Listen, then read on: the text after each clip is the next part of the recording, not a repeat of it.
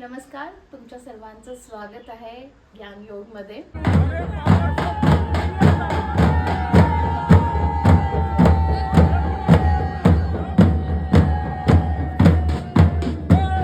आज विषय आहे स्वारी. गुढीपाडव्याच्या एक दिवस आधी आमच्या गावात स्वारी चा कार्यक्रम असतो आणि स्वारी नेमकी काय आहे हे आपण जाणून घेऊया. प्रकाश गुरुजी आमच्या सोबत आहेत. स्वारी म्हणजे काय? नमस्कार, ज्ञानयोगमध्ये आपल्या सर्वांचं स्वागत. जे काही सण हिंदू धर्मामध्ये साजरे केले जातात, गुढीपाडव्यापासून आपल्या सणांना सुरुवात होते, परंतु शेवटचा वर्षाचा सण हा होलिका पूजनानं प्रारंभ होतो. होलिका पूजनानंतर आपल्याकडे रंगपंचमी साजरी केली जाते. या 7-8 दिवसामध्ये प्रत्येक गावामध्ये ज्या ज्या ठिकाणी होळी ही संपन्न होते त्या ठिकाणी प्रत्येकाच्या गावामधल्या रूढी, परंपरा, रीतिरिवाज या अनेक प्रकारच्या विविधतेनं नटलेल्या अशा या सिंधुदुर्गामधला हा एक सुवारी हा एक उत्तम आणि मनोरंजनाचा कार्यक्रम आहे. पण नेमकं स्वारी म्हणजे काय? स्वारी म्हणजे काय, अगदी म्हणजे त्याच्यामध्ये आणि का केली जाते? हां, पूर्वीच्या काळामध्ये जे काही मनोरंजनाचे कार्यक्रम होत असत त्यामध्ये सगळ्यात महत्त्वाचे कार्यक्रम टी व्ही नव्हता, वाचन संस्कृतीसुद्धा फार कमी होती किंवा अन्य काही तशा आपल्याकडे आपल्या जीवनामध्ये काही आपल्याला मिळेल किंवा आपण त्याच्यातून काही दुसऱ्याला देऊ असे काही उत्सव आणि सण, यामध्ये मनोरंजन हा एक कार्यक्रम त्यामध्ये समाविष्ट आहे आणि तो सुवारी या माध्यमातून केला जातो. सुवारी आपल्याकडे स्वारी असं म्हणतात आपल्या इकडच्या भागामध्ये. तुम्ही जर सिंधुदुर्गामध्ये सगळीकडे जर गेलात तर तुम्हाला प्रत्येक गावामध्ये 5 दिवसाचा, 7 दिवसाचा, 9 दिवसाचा असा होलिका सण साजरा केला जातो. त्या प्रत्येकामध्ये प्रत्येक गावामधल्या ज्या काही रूढी आहेत त्यामध्ये आपली काही लोक ठिकाणी मान म्हणतात, काही ठिकाणी रुंमट म्हणतात, काही ठिकाणी म्हणजे ध्वज, पताका या माध्यमातून लोकांच्या घरी जाणं, लोकांच्या घराकडे त्या ठिकाणी देवाकडे आसुरी देवतांना प्रार्थना करणं, यांना होणारे त्रास निवृत्त करा म्हणून सांगणं, असा हा रात्रंदिवसचा सोहळा संपूर्ण या सिंधुदुर्गामध्ये उत्साहानं साजरा होतो. त्यामध्ये स्वारी हा विषय समाविष्ट आहे. आता तुम्ही मला प्रश्न विचारला, स्वारी म्हणजे नेमकं काय? हा आरोली गावाचा एक अत्यंत आणि खूप एक 2 तासाचा सुंदरपैकी कार्यक्रम आहे. हे विडंबन आहे, विडंबन. हे विडंबन अनेक प्रकारानं साजरं केलं जातं. उदाहरणार्थ तुम्हाला सांगतो की आपला लग्न सोहळा कसा आपण संपन्न करतो, त्या लग्न सोहळ्याचाच एक दुसरा अपोजिट भाग म्हणजे विडंबन. त्यामध्ये असे काही विडंबनात्मक त्या संपूर्ण दिवसामध्ये, रात्रीमध्ये कार्यक्रम होतात की त्या कार्यक्रमाला लोक आपल्या गावातले सगळ्या देवांच्या जागेकडे जमा होतात. हे सगळे करत असताना त्यामध्ये निरनिराळ्या प्रकारची सोंग घेणं, उदाहरणार्थ आता रुपडी केली जातात, पूर्वी रंगवायची, सगळ्यांना मेकअप करायचे आणि राम, लक्ष्मण, त्याप्रमाणे हनुमंत ही जशी विविध प्रकारची सात्विक अशी रूपं आहेत, त्याचप्रमाणे त्या ठिकाणी निरनिराळ्या प्रकारची हिडिंबा, राक्षसी किंवा असं काहीतरी विचित्र किंवा दैत्य अशी सोंग घेऊन लोक त्या सोहळ्यामध्ये नाचत, हसत, खेळत आणि ढोल ताशा याने हा सगळा सोहळा संपन्न करतात. आणि आरवली गावात आम्ही जो स्वारी हा प्रकार बघितला तो इतर कुठच्याही गावात दिसून येत नाही. मग इथे हे काय नेमकं ह्याचं वैशिष्ट्य आहे? खूप छान प्रश्न विचारला. आरोली गावामध्ये स्वारी हा आमचे सगळे तरुण पोरं जी आहेत मुलं ती त्या त्या सोहळ्याची वाट बघत असतात. मग त्याची तयारी सुद्धा अगदी विविध प्रकारची होते. पूर्वीच्या काळी तर आमच्याकडे मडकी घ्यायची, मडकी मातीची, त्यामध्ये बिडकी अंक तंक थोडेसे प्राणी सोडायचे देवळामध्ये आणून. ते सगळे मजेशीर व्हायचं त्यावेळी, सगळ्या कोणाकडे घुसायची लोकांच्या मध्ये. तर ते एक नाविन्यपूर्ण असा सोहळा कसा असतो ते आमच्याकडे सातेरी मंदिर म्हणून आहे.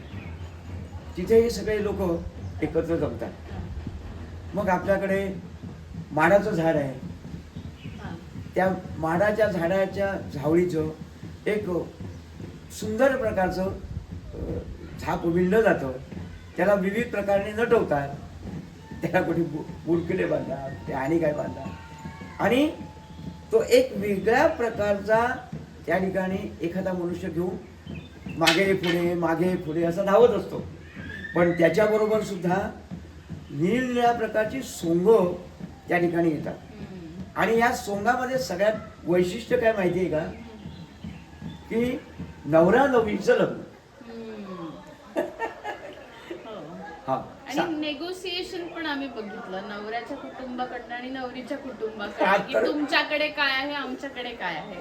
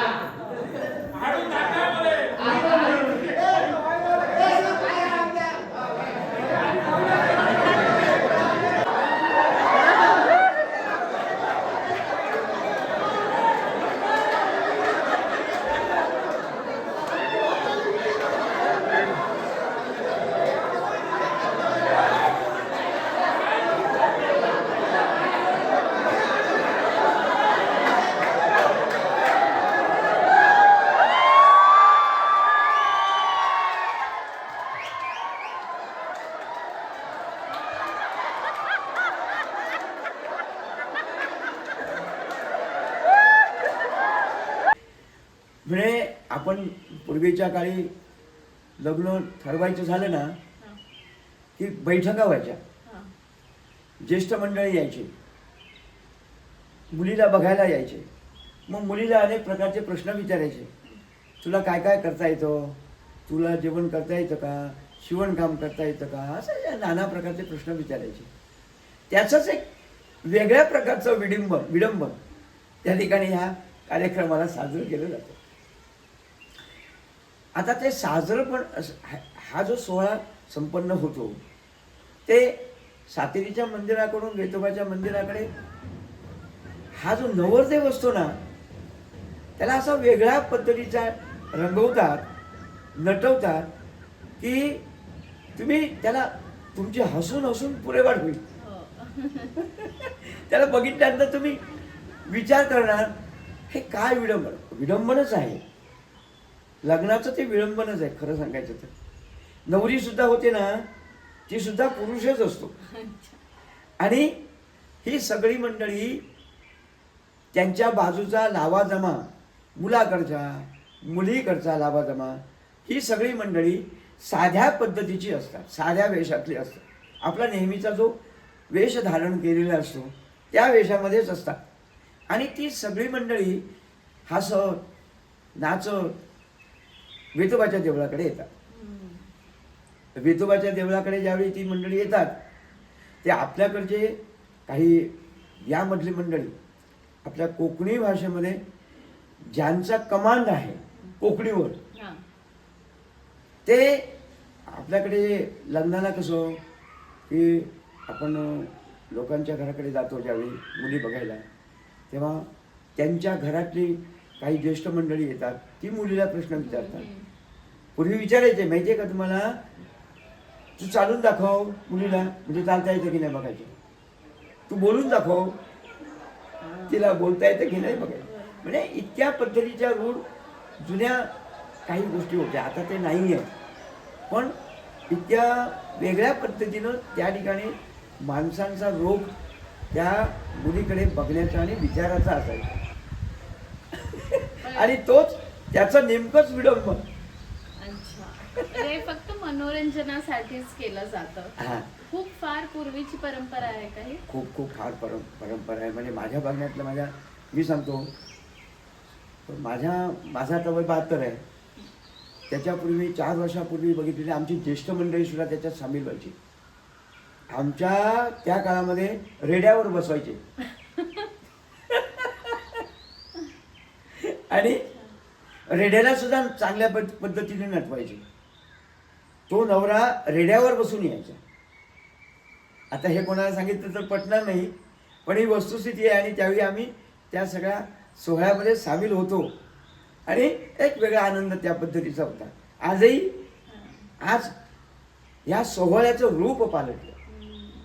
आमची तरुण मंडळी की नाही, आज हे व्हिडिओ, TV, YouTube या माध्यमातून एकदम सक्षम झालेली आहे. त्याच्यामुळे गावातली सगळी मंडळी ज्यावेळी एकत्र येतात ना, त्यावेळी त्यांचं मनोरंजन या देवळामध्ये हे विडंबनात्मक केलं जातं. मग पूर्वी जशी मुलीकडे येऊन तुम्ही काय घालणार मुलीला,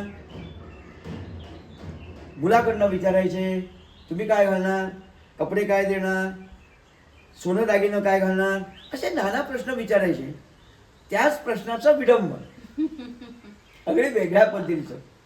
आणि ते इतकं मस्त आणि सुंदर वाटायचं. आजही तसंच आहे. लोक उत्साहानं येतात, उत्साहानं हा सोहळा संपन्न करतात. हे करत असताना जो एक लग्नातला वेगळ्या विडंबनातला आनंद त्या देवळामध्ये ती सगळी मंडळी घेतात. आता तुम्ही हा व्हिडिओ तुम्ही बघणार आहात. आता तो व्हिडिओ तुम्ही बघणार आहात.